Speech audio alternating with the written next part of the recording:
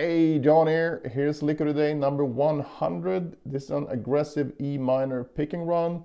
As usual, if you want tabs, you can find them in the description below or by clicking right here on the screen. I'm gonna play it once slowly and then break it down. We start here on the 19th fret of the high E string.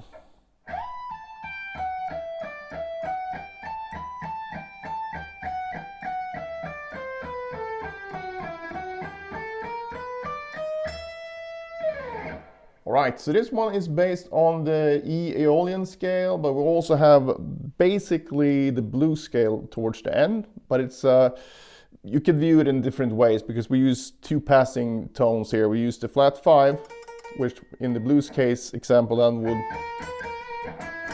actually be part of the blues scale itself, but we're also using the natural 7th here, so we get this type of. It's kind of a mix between the natural minor and the blues scale. And if you want to be really specific about it, the harmonic minor as well, but you don't really hear it as that because we have the flat 7 and this really sounds like a passing tone. So with that said, we start up here on the 19th fret and we're gonna have 19, 17, 15 on both strings. So that's the scale shape. And the way that I play this is I slide into 19, then I do a pull off, and then down, up, down. And I've notated this as a quintuplet, and that's more to basically quantize the whole thing because you don't need to be that specific when you practice it. But if you sort of shoot for this note as being on the beat, it works out really well with 16th notes towards the end. So don't overthink that. But it works really well playing it as exactly as it's written. But basically try to shoot for this note on the beat and then you should be fine rhythmically.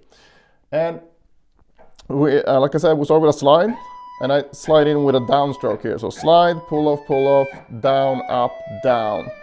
Then from here we're gonna go up again.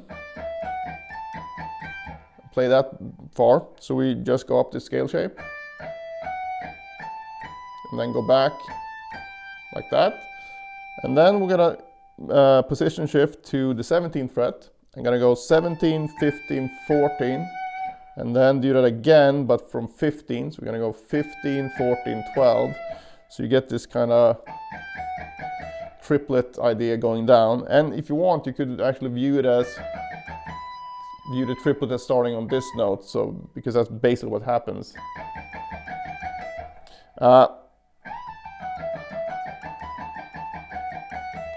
Once we get to this point, we're gonna go down to 15, 13, 12 on the B string, and then 14, 12, 11 on the G string, and then we're gonna end up here on the root note. And I mean, you could stop here if you want, but I just added this thing to it. But as with all of these licks, they're just ideas for you. So you can take any part of it and just make it your own. So you don't need to do the whole thing. Even though I recommend learning the whole thing first, at least you don't need to get it up to speed or anything, but see what I did. And then if you find some of it like, oh, that's pretty cool, then you can just steal or borrow that one. All right, so what I'm playing here from this point then is 9, 11, 12, and then it's super simple on the B and E string. We just go 10, 11, 12, 10, 11, 12. And the fingering I use here is basically just 1, 2, 3 from this point. Generally, I tend to use my pinky a lot, but in this case, it just felt right, so I went with it. So, but of course, it works equally well to go 1, 3, 4, and then move up like that. All right, so the whole thing from the beginning again.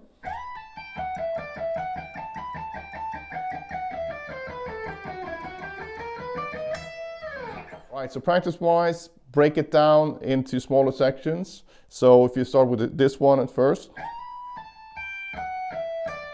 maybe even doing that. So you get used to that switch between legato into alternate picking. And then you can add the rest of the notes here that far. and then move that around the fretboard. And then I would work on these. Can actually add this one as well, starting with an upstroke.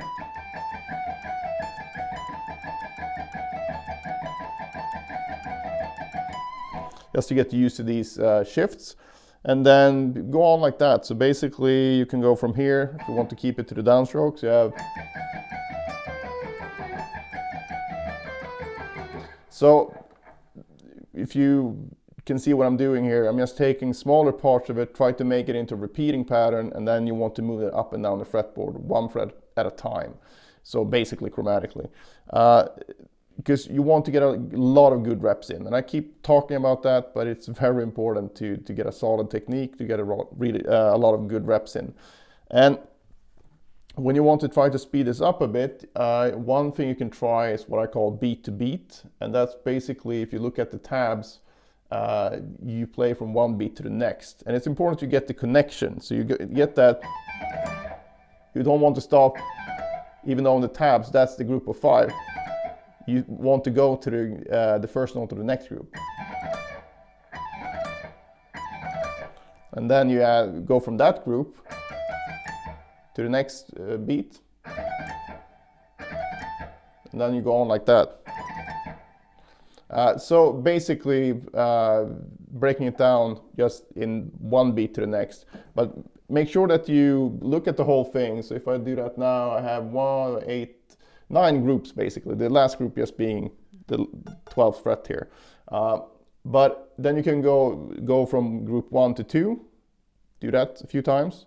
That feels cool. You go to 2 to 3, and then 3 to 4, 4 to 5, and so on. So you don't go 1, 2, and then 3, 4, because then you're basically skipping the connection between 2 and 3. And then when you can do that, and that feels good, you can try connecting 2 beats instead. So you start on beat 1, going into beat 2, and then ending on beat 3. So that would be like this. So 1, 2, 3, 4, 5, 1, 2, 3, 4, 1.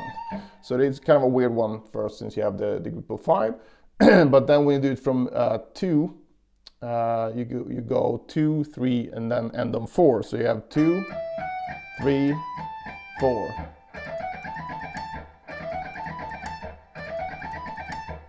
And so on. So you go through the whole thing like that, and then if that works, you add another group. So you basically go 3 complete beats, so 1, 2, 3, and then end on 4.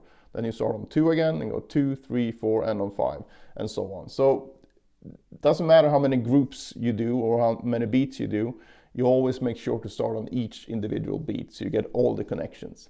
So there's gonna be a lot of overlap here, but that's the good thing. So once you get up to enough beats, you're gonna be able to play the whole thing anyway, but if nothing else, the whole thing in this case at least will be one big beat to beat practicing, because it's only 9 beats basically. So but working on it this way will make it way easier for you to see what needs more work. So for example, if you find that at a certain tempo, and this is where I find it's a good thing to use a metronome. So if you put the metronome at, let's say you're shooting for around the tempo that I played in the video. So let's say you're shooting for 180 BPMs, and for now you can do the whole thing at, let's say, 100 BPMs. But if you go through this, I would put the metronome at maybe 110 or 120, and then go through beat to beat, just one beat to the next, and see if that works.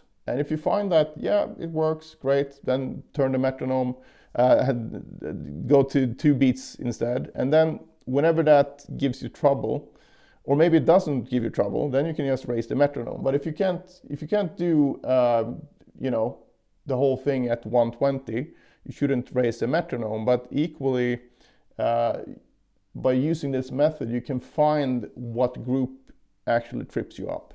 So my point is that if you find that you can play all the groups at 120 except group 7 and 8, for example, then those groups should be made into exercises. So you can work on those specifically, because then that's probably one of your weaker areas. So it's a very, very effective way of finding your weak points, and then you can put most of your practice time into that, and then you will improve way quicker than if you sit there and repeat the stuff that you already can do fairly well. But that's very easy to fall into that trap. I have to remind myself all the time regarding this as well, because it feels good to be playing stuff that you know that sounds good and feel good, and there's nothing wrong with that. But I think practice time should be dedicated to the weaker areas. Then when you play, just play whatever feels good and sounds good. But if you can keep that balance, so you kind of hardcore on yourself for the practice time, then your play time will be much more fun, and also you will see a much faster progression in the play time.